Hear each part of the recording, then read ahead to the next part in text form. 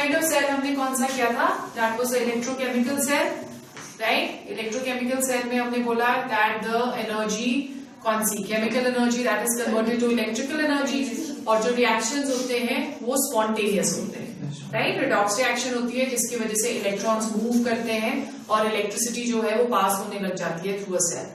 Over here the second type of cell जो कि हम आज डिस्कस करेंगे उसको हम इलेक्ट्रोलिटिक सेल बुलाते हैं। इलेक्ट्रोलिटिक सेल में जो प्रोसेस होता है that is known as electrolysis, ठीक है? इलेक्ट्रोलिटिक सेल में क्या होगा कि इलेक्ट्रिकल एनर्जी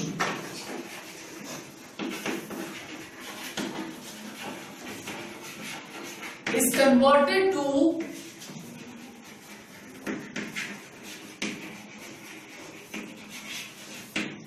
chemical energy, ठीक है?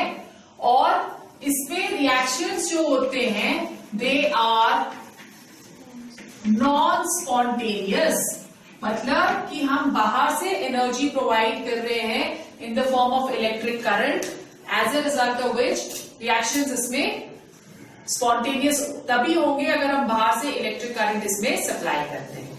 जो इलेक्ट्रोलिटिक सेल होता है that consist of only one chamber, it consist of only one chamber, unlike electrochemical cell जिससे दो डिफरेंट चैम्बर्स थे, जिसपे ऑक्सीडेशन अलग से हो रही थी और रिडक्शन अलग से हो रही थी, ठीक है? यहाँ पे ऑक्सीडेशन और रिडक्शन जो होगी that is going to take place in one cell only. तो इस सेल के अंदर there are metal electrodes which are placed, and these metal electrodes they are connected to a battery, ठीक है? They are connected to a cell. The negative side और the negative electrode over here that is known as the cathode, and the positive electrode over here it is known as the anode, okay? जो electrodes होते हैं they may be of two types. The electrodes which generally are mostly non-reactive, which means that they are not going to participate in the reaction which is taking place in the electrolytic cell. और ये जो electrodes होते हैं mostly हम non-reactive electrodes दो लेते हैं, one which is graphite and the other one that is platinum, ठीक है? हमें पता है ना कि graphite is the only non-metal जो electricity conduct करता है. So electrodes may be non-reactive which can be taken as graphite or platinum, और जो second होते हैं they are reactive electrodes. Reactive electrodes कौन से होंगे? वो मोस्टली उन मेटल्स के बने होते हैं जिस मेटल का इलेक्ट्रोलाइट हम इसमें लेते हैं, ठीक है? जैसे for example we can take copper, okay? अब जिसको हमने जिस एक पर्टिकुलर सब्सटेंस को डिसोसिएट करना है तो हम ऑलरेडी सब्सटेंसेस को क्लासिफाई कर चुके हैं into electrolytes and non electrolytes. Electrolytes वो होते हैं जो डिसोसिएट होंगे और नॉन इलेक्ट्रोलाइट्स वो होते हैं जो डिसोसिएट नहीं होंगे। तो इसके अंदर हम लोग एक सूटेबल, जिसको भी हमें डिसोसिएट करना है वो वाला इलेक्ट्रोलाइट ले लेते हैं, ठीक है? But you need to remember कि जो इलेक्ट्रोलाइट होता है, electrolyte that is going to be such that it is either in the aqueous state. Aqueous state means we dissolve it in water, or in the, you can say, molten state.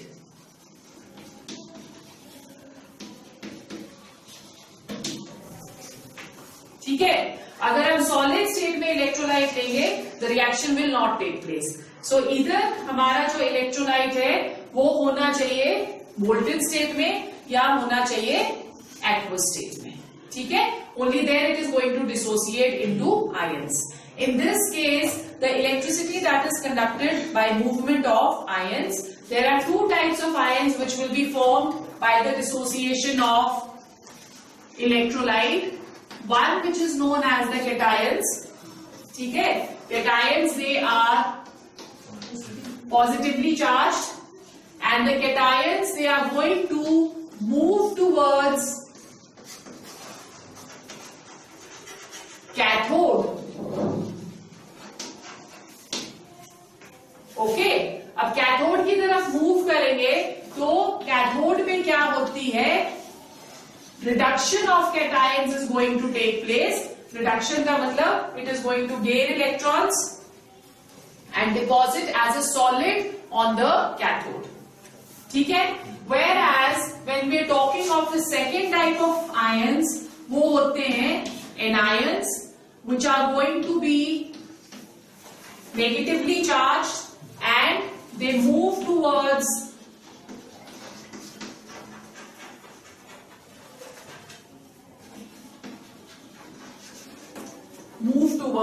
anode, right?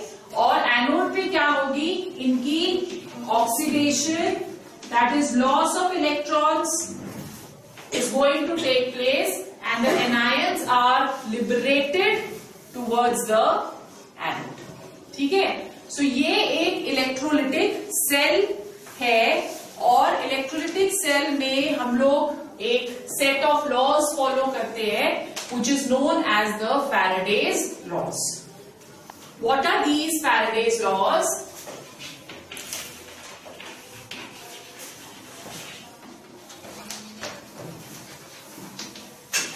Faraday's laws are a set of two laws. The first law of Faraday says that the weight deposited, weight of substance deposited at the anode or at the electrode, लिख लो, at the electrode depends upon the charge flowing through the cell.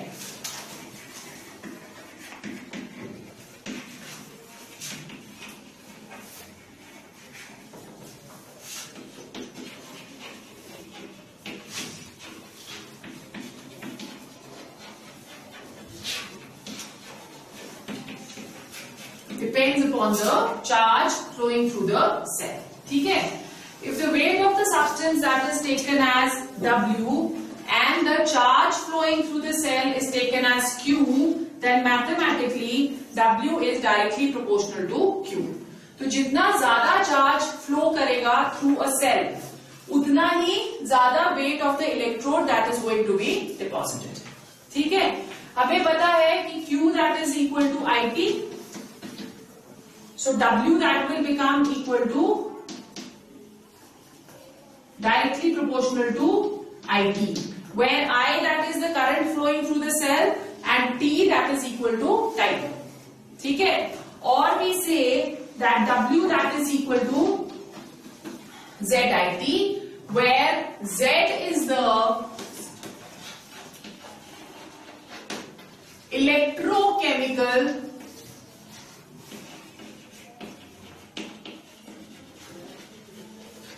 equivalent. Z that is known as the electrochemical equivalent, and it may be defined as, if we say that the current flowing through the cell is 1 ampere, right, and the time that is equal to 1 second, then W that becomes equal to Z according to this equation. I is 1, T is 1, so W will become equal to Z. तो define करो क्या होता है electrochemical equivalent. It is the weight deposited. It is the weight deposited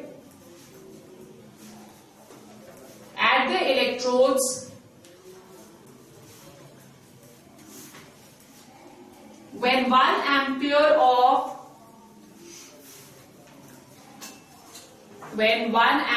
of current flows through the cell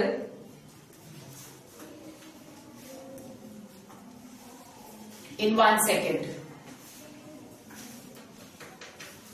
ठीक है. So अब according to this हम लोग weight deposited calculate कर सकते हैं. अगर हमें पता है कि करंट जो है दैट इज कितना करंट फ्लो कर रहा है कितने टाइम में, ठीक है, तो Z की वैल्यू हम कैसे फाइंड करते हैं, Z that is equal to atomic weight upon number of electron exchange into Faraday of electricity NF, ठीक है। So atomic weight of the substance, जैसे हमको कॉपर दिया गया है और कॉपर का हमको वेट डिपॉजिट कितना हुआ है वो कैलकुलेट करना है, तो यहाँ पे हम एटॉमिक वेट ऑफ कॉपर लेंगे और नीचे हमने N ले लिया, नंबर ऑफ इलेक्ट्रॉन एक्सचेंज, और ये Faraday of electricity, 1 Faraday of electricity we know that is equal to 96500 coulomb, ठीक है। So putting the value of Z over here, what will we get, W is equal to atomic weight को मैं M ले लेती हूं, ठीक है, M upon NF into I into T. So this is how we can calculate the weight deposited. Then the second law of Faraday is if we connect this thing in series, two cells in series, ठीक है, two electrolytic cells in series. Series का मतलब क्या होता है कि positive से आगे नेगेटिव, ठीक है, उसी तरह से एक का पॉजिटिव और दूसरे का नेगेटिव. सो सीरीज में हमने सेल्स कनेक्ट करे हैं और दोनों सेल्स में डिफरेंट इलेक्ट्रोलाइट्स लिए. ओके, तो जब हम दोनों सेल्स में डिफरेंट इलेक्ट्रोलाइट्स लेते हैं, then according to Faraday's law, wait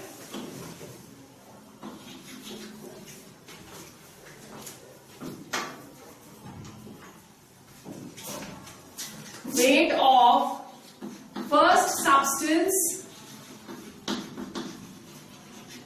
deposited upon weight of second substance deposited, that is equal to equivalent weight of first upon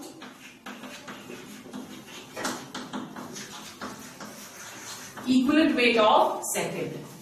Weight of first substance deposited upon weight of second substance deposited is equal to equivalent weight of first upon equivalent weight of second. Equivalent weight हमने already देख लिया था first second वाले chapter में कि हम कैसे calculate करते हैं, एसिड्स का कैसे करते हैं और उसका कैसे करते हैं, बेसिस का कैसे करते हैं, सॉल्ट्स का कैसे करते हैं. तो अगर इसमें हमको दोनों के इक्विवेलेंट वेट पता हो, ओके, और हमें वेट ऑफ फर्स्ट सब्सटेंस पता हो, तो हम वेट ऑफ सेकंड सब्सटेंस इससे कैलकुलेट कर सकते हैं. Okay, also Faraday suggested to us a very important thing कि वो कि अकॉर्डिंग टू फैराडे अगर हम लोग बाय चांस हम कुछ से कैलकुलेट करना चाह रहे हैं कि हमने कुछ एक इलेक्ट्रोलाइट लिया, राइट, अब उस इलेक्ट्रोलाइट में उस मेटल को, जो उस इलेक्ट्रोलाइट के अंदर मेटल है, उसको डिपॉजिट करने के लिए कितना चार्ज चाहिए, वो हमको कैलकुलेट करना है. तो वो हम कैसे कैलकुलेट करते हैं, अकॉर्डिंग टू फैराडे कि he said that 1 Faraday of charge is required for 1 mole of electron exchange. ठीक है, जैसे फॉर एग्जाम्पल अगर हम हाइड्रोजन ले रहे हैं H positive, right, H positive that gains 1 electron to give us hydrogen. यहाँ पे we are seeing that 1 mole of electron is required. तो हाइड्रोजन डिपॉजिट करने के लिए 1 mole of electron exchange is taking place. अगर 1 mole of electron exchange is taking place, तो how much of electricity या how much of charge would be required? 1 Faraday. Okay, so it means the charge required to deposit hydrogen, that is going to be equal to 96500 coulomb.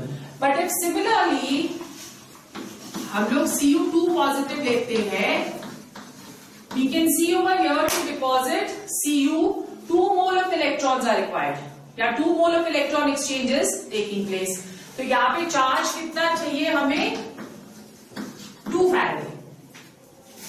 right? So that will be equal to how much?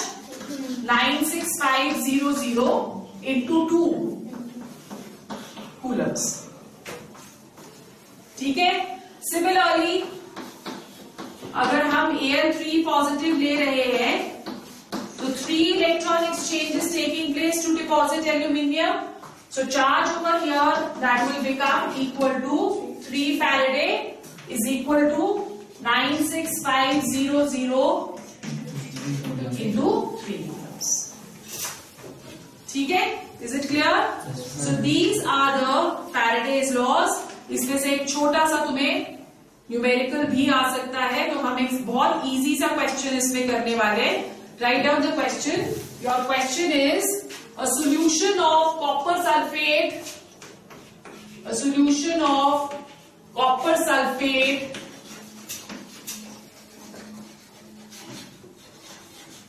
is electrolyzed for 10 minutes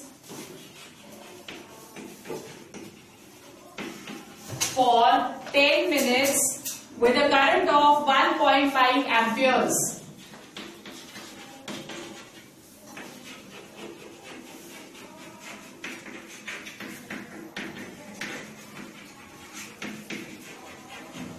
With a current of 1.5 amperes, calculate the mass of copper deposited at the cathode.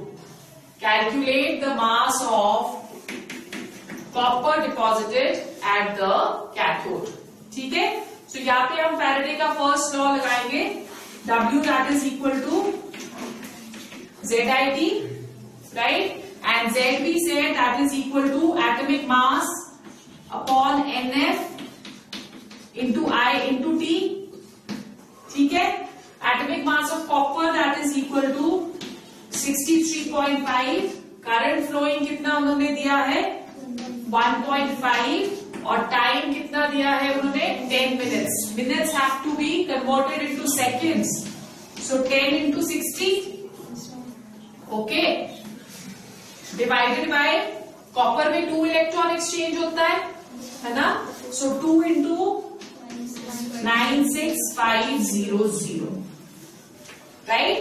तो जब हम इसको calculate करेंगे, it comes to 0.296 grams. So इस तरह से एक simple सा क्वेश्चन जो है वो आपको आ सकता है. ओके? एक और जो क्वेश्चन आता है कि what is the charge flowing through the cell, या what charge is required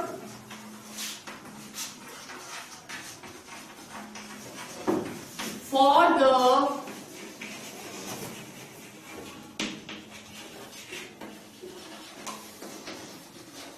following reactions.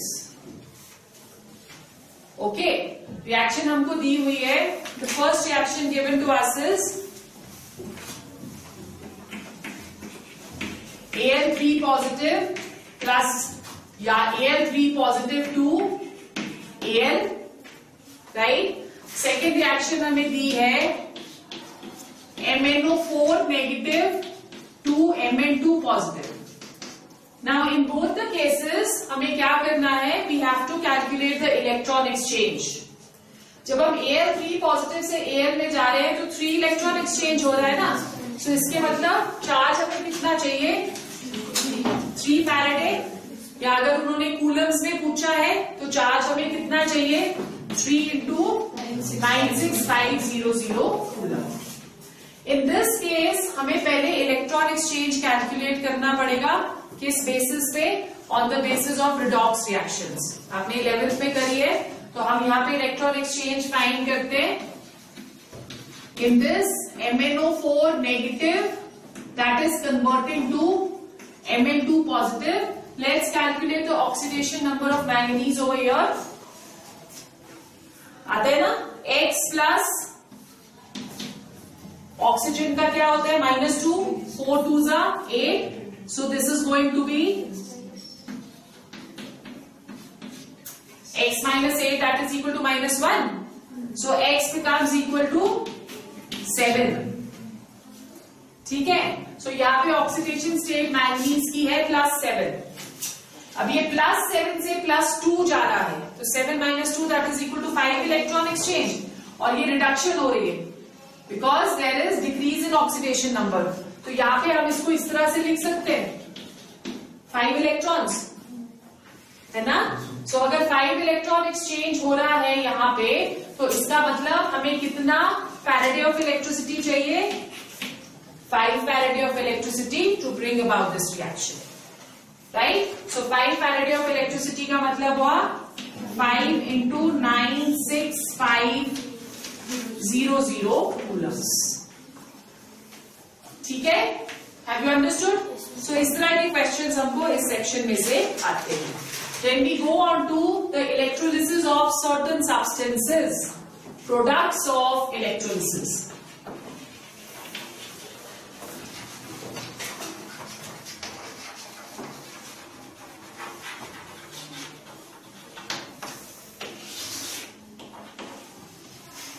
Products of electrolysis, हम थोड़े से different electrolytes लेंगे और उसकी हमने प्रोडक्ट्स देखनी है. ठीक है, in the electrolytic cell the first one that is molten NaCl. The electrolyte which we are taking in the electrolytic cell that is sodium chloride. अब जो सोडियम क्लोराइड है NaCl that dissociates as Na positive and Cl negative. ठीक है, cathode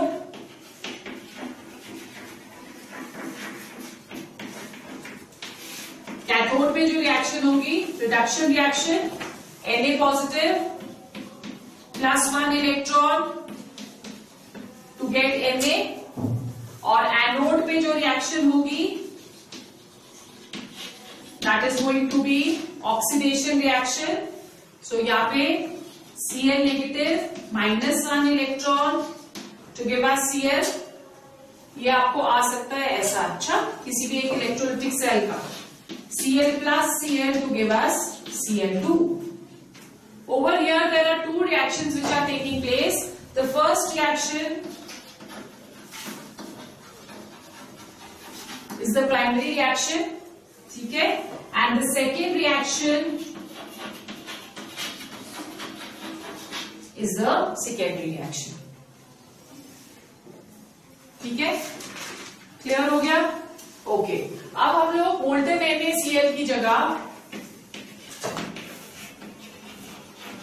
aqueous NaCl लेते हैं, right. Aqueous NaCl में हमारे पास NaCl is dissolved in water. So दो डिफरेंट उसकी डिसोसिएशन होगी.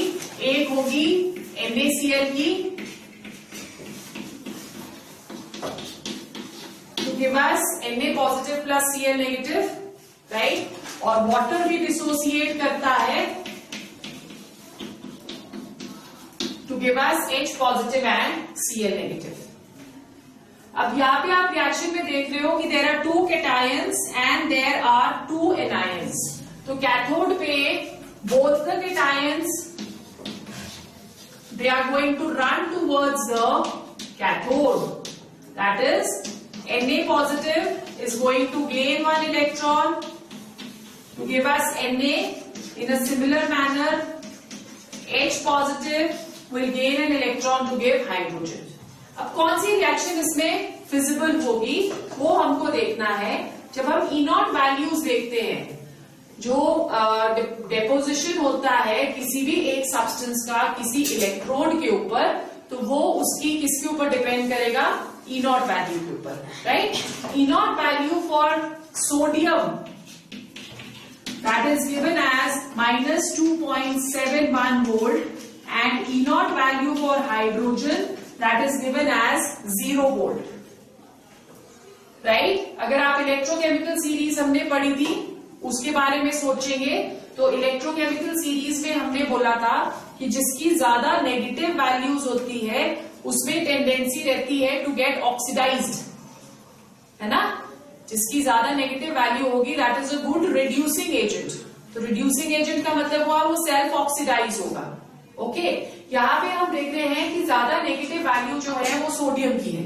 तो सोडियम में रिड्यूस होने के बजाय टेंडेंसी क्या है, ऑक्सीडाइज होने की, जब हम इन दोनों को कंपेयर करते हैं, राइट। सो कैथोड में वही ज्यादा इजिली डिपॉजिट होगा which has a higher value of reduction potential. Higher value of reduction potential over here is that of hydrogen. So this reaction is going to take place and this reaction will not take place. Okay, so जब हम aqueous NaCl की electrolysis करते हैं तो product at the cathode that is going to be hydrogen. ये आपको MCQ में ये वाला क्वेश्चन आता है, इस साल भी आया हुआ है कि इसकी इलेक्ट्रोलिसिस हो रही है तो इसका क्या प्रोडक्ट आएगा कैथोड में, राइट। और ऐसा क्वेश्चन सीबीएसई में तो जरूर आता है, एक क्वेश्चन आता है इसमें से, ठीक है। सो यू हैव टू सी कि जिसकी अगर रिडक्शन पोटेंशियल वैल्यूज दे रखी होगी ना, तो जिसकी हायर रिडक्शन पोटेंशियल वैल्यू होगी वो क्या करेगा, that is going to be deposited at the cathode. Okay, फिर एनोड की रिएक्शन देखते हैं। एनोड में भी हमारे पास दो वो है, H positive plus OH negative आएगा। They are two negatively charged ions, right. So जैसे कैथोड पे रेस हुई थी वैसे ही वहां पे भी रेस होगी। ओके, सो एनोड पे जब हम लोग देखते हैं तो एनोड पे जो रिएक्शंस होंगी, there are two reactions.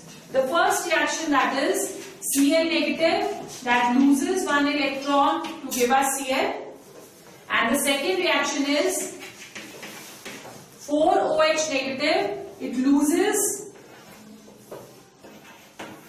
4 electrons to give us 2H2O plus O2, ठीक है। अब यहाँ पे जब हम लोग ऑक्सीडेशन इसमें E नॉट वैल्यूज देखते हैं तो E not value for Cl that is equal to 1.36,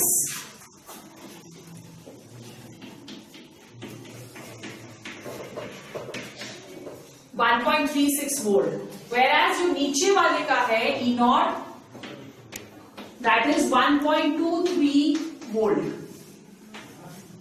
clear. So जैसे हमने कैथोड पे बोला कि जिसकी हायर रिडक्शन पोटेंशियल है वो डिपॉजिट होगा, उसी तरह से एनोड पे जिसकी लोअर रिडक्शन पोटेंशियल है वो डिपॉजिट होना चाहिए, ठीक है। सो यहाँ पे लोअर रिडक्शन पोटेंशियल इसकी है तो oxygen should be liberated at the anode, but this reaction does not take place. This is an exception over here. Why? You can write down, although the reduction potential of chlorine is 1.36 volts, 1.36 volts, and that of OH negative is 1.23 volts, still chlorine is liberated at the anode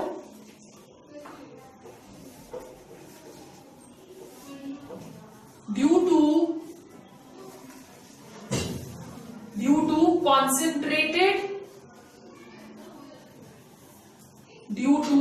concentrated solution of NaCl,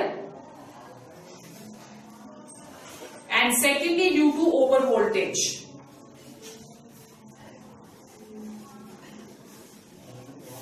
right. तो अब जब हम इसकी summary करें reaction की, तो जब भी हम इलेक्ट्रोलिसिस करेंगे NaCl का, कैथोड पे क्या लिबरेट हो रहा है, हाइड्रोजन, और एनोड पे क्या लिबरेट हो रहा है, क्लोरीन, और सॉल्यूशन में क्या रह जा रहा है, Na positive and OH negative ions. तो जो सॉल्यूशन वापस बचती है आफ्टर इलेक्ट्रोलिसिस, जब हम उसको क्रिस्टलाइज करते हैं, क्रिस्टलाइज हम कैसे करते हैं कि उसको इवेपोरेट किया, इवेपोरेट करने के बाद उसको हमने क्रिस्टलाइजेशन पॉइंट तक इवेपोरेट करते हैं, ठीक है। फिर जब क्रिस्टलाइजेशन पॉइंट आ जाता है तो उसको फिल्टर कर देते हैं, मदर लिकर सारा निकाल देते हैं, जो क्रिस्टल्स बचते हैं उनको फोल्ड्स ऑफ क्रिस्टल पेपर में हम ड्राई कर देते हैं। तो वो जो क्रिस्टल्स हमारे पास बचते हैं, they are crystals of sodium hydroxide, right. So you can get a 2-mark question like this also. कि what are the products of electrolysis of aqueous NaCl? So उसमें आपने आंसर कैसे लिखना है कि at cathode hydrogen is liberated, at anode chlorine is liberated, and in the solution Na positive and OH negative ions they remain back. Is it clear? Okay. The next we are going to do electrolysis of lead bromide.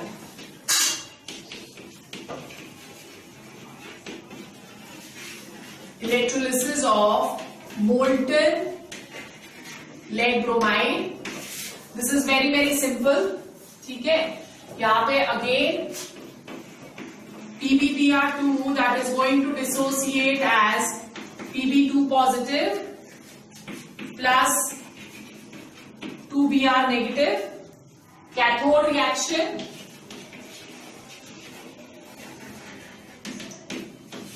At cathode, reduction reaction will take place. Pb2 positive that is going to gain 2 electrons to give Pb. ठीक है, and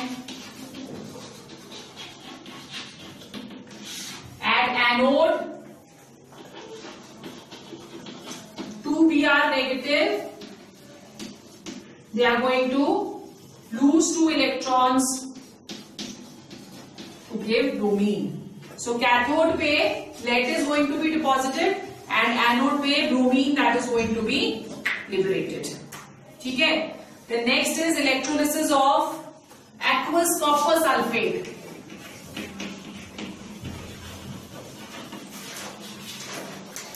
Electrolysis of aqueous copper sulfate using platinum electrodes.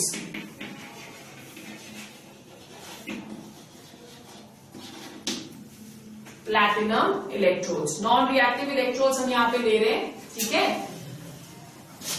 aqueous है तो copper sulfate that is going to dissociate as Cu2 positive plus SO4 2 negative.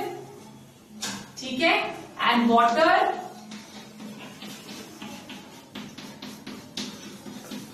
H positive and OH negative. Again there is going to be a race between these two at the cathode. So at cathode, Cu2 positive will gain 2 electrons to give Cu, right? Or hydrogen will also gain 2 electrons to give H2, right? अब यहाँ पे E0 value जो copper की है that is equal to 0.34 volt and that of hydrogen is equal to 0 volt. So हमने बोला जिसकी higher reduction potential होगी that will be liberated at the cathode.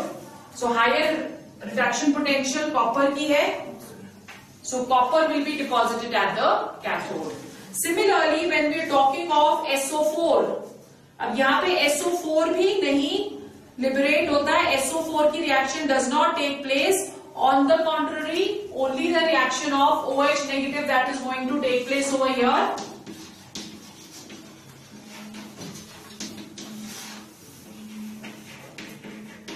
Four OH negative minus 4 electrons to give us 2 H2O plus O2. This is the reaction which is taking place at the anode and only oxygen will be liberated at the anode. तो products इसके क्या हो गए? Copper eight the cathode and oxygen eight the anode. ठीक है, अब यही reaction हम लोग करेंगे. ये हमने प्लैटिनम इलेक्ट्रोड्स लिए हैं. यही रिएक्शन हम करते हैं using copper electrodes. Number 5, electrolysis of copper sulphate using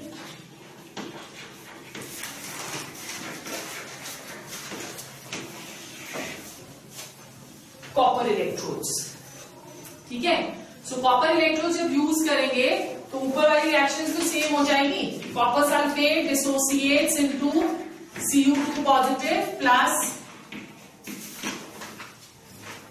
SO4 2 negative, right. reaction at the cathode, that is going to be Cu2 positive gains 2 electrons to give Cu, ठीक है, and at anode an opposite reaction that is going to take place, क्योंकि जो electrodes है वो भी copper के बने हुए हैं, वो भी पार्टिसिपेट करेंगे रिएक्शन में. So एनोड में Cu loses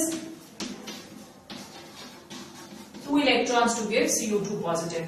So you have to be very careful over here कि किस तरह से आपको इलेक्ट्रोड्स कौन से दिए हुए हैं.